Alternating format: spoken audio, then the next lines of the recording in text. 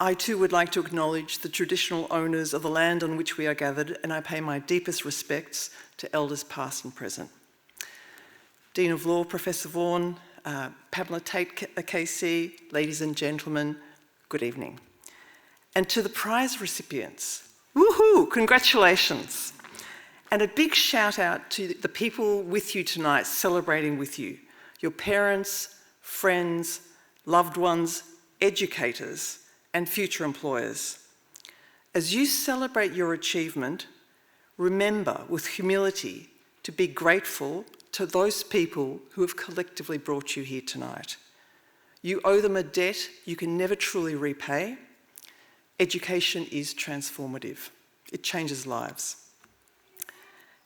Now, I'm not really sure why I'm here tonight. I have a very average law degree from this venerable institution. Certainly no law prizes like the Dean either. But Professor Vaughan thought you might find my career interesting, and like all lawyers, I can't really resist the opportunity to talk about myself, so here I am. I might give you an outline of my career, but I'm going to contextualise it with some of the life decisions and lessons that I've learned along the way. When I graduated from Monash Arts Law, I was interested in international commercial law. I was a first-generation Australian-born child of immigrants, Ukrainian immigrants post-World War II fleeing the former USSR. I was raised in Melbourne with my 3 siblings, with a passion for languages and literature and a deep sense of social justice, but also, like many immigrant families, with an imperative for ambition and career success, those pushy mothers. So I started my career as a corporate lawyer in Melbourne at Minter Ellison. I worked in M&A and the China practice, where we helped clients set up joint ventures in China, but also we helped Chinese companies to invest in Australia.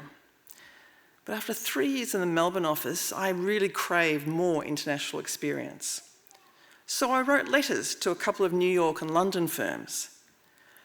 Now, no jobs were actually advertised. I just wrote to them cold, snail mail, old-form letters.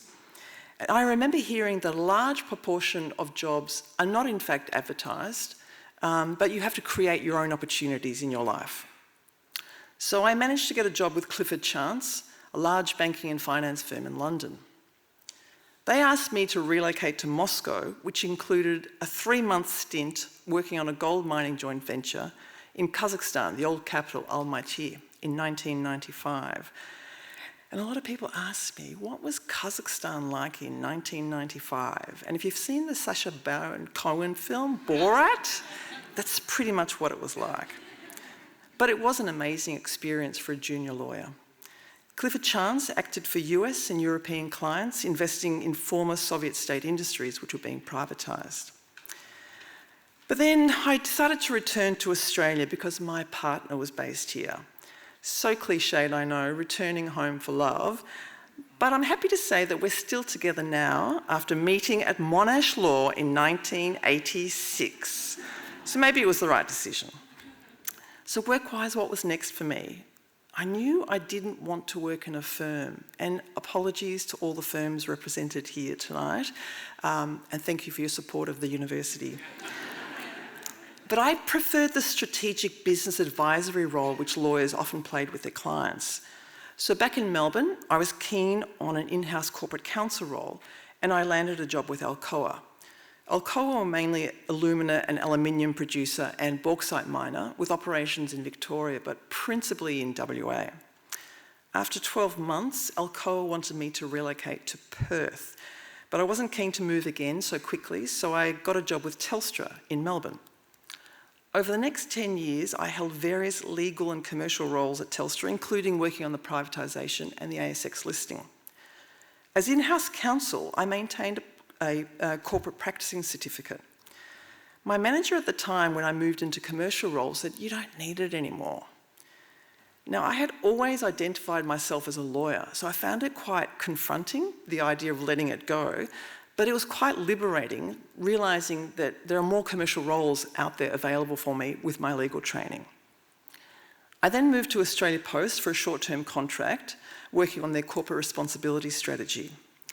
I was then approached by ANZ Bank to become their head of comms.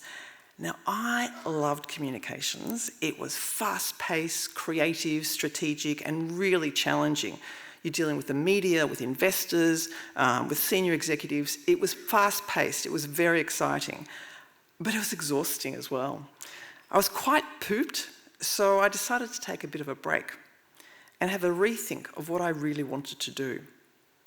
Now, the career timeout is highly recommended if you have the luxury to do so.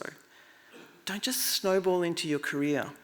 Stop and reassess along the way. In yoga, we call it treasure mapping. You work out your treasure and you map your way there. So I realised I didn't actually love being a lawyer. But what I really did love was language learning.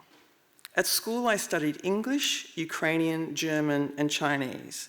Chinese was my favourite, so I enrolled in postgraduate Chinese studies at the University of Melbourne. Am I allowed to mention them? Sorry. When I finished my postgrad, I thought I might try looking for a comms role with a Chinese bank. Lots of Chinese banks were opening up in Melbourne. But there was a role going at the Australia-China Business Council as National CEO, promoting bilateral trade and investment, working with former Premier John Brumby. So I did that for a while, and then after a few years, I decided to set up my own China business advisory consultancy, which I did for a few years. I was then offered a role with the New South Wales Government as Senior Trade and Investment Commissioner for Greater China. So I moved to Shanghai for 3 years. Now, how lucky was I at the sort of tail end of my career to be offered this senior public service role and to give back, we basically helped New South Wales exporters to sell to China, but also encouraged Chinese investment into New South Wales, particularly in the renewable energy sector, advanced manufacturing and medtech. I finished that job last year and I am very happily retired for the time being. So I've been reflecting a bit back in Melbourne, and I recently attended the funeral of an esteemed doctor. During one eulogy, it was said that he should be remembered not for what he did, but for who he was. And he contributed a great deal to medical knowledge, but he was most fondly remembered as a generous and loving man who tirelessly helped others.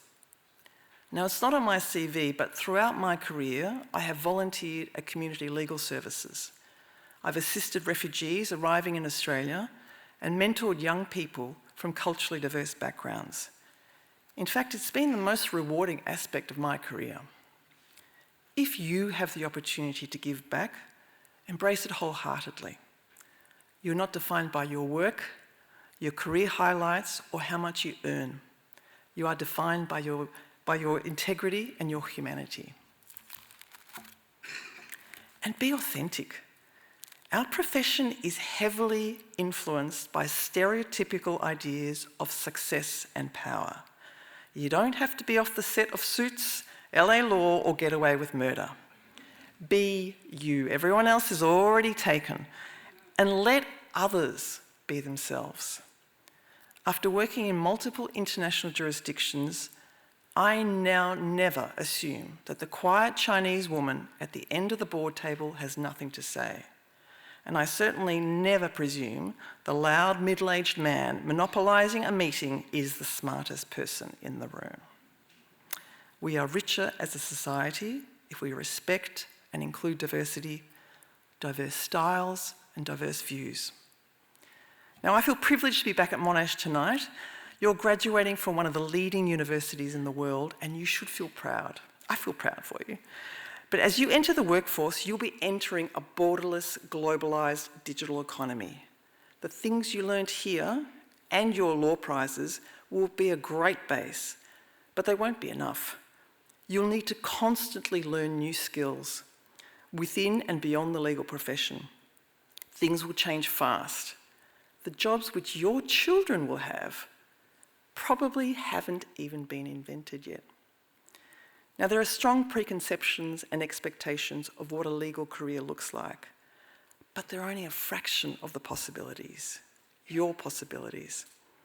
I wish you all the best of luck as you embark on your career, and I hope you are not burdened by the weight of expectation of others, nor limited by any caps on your possibilities.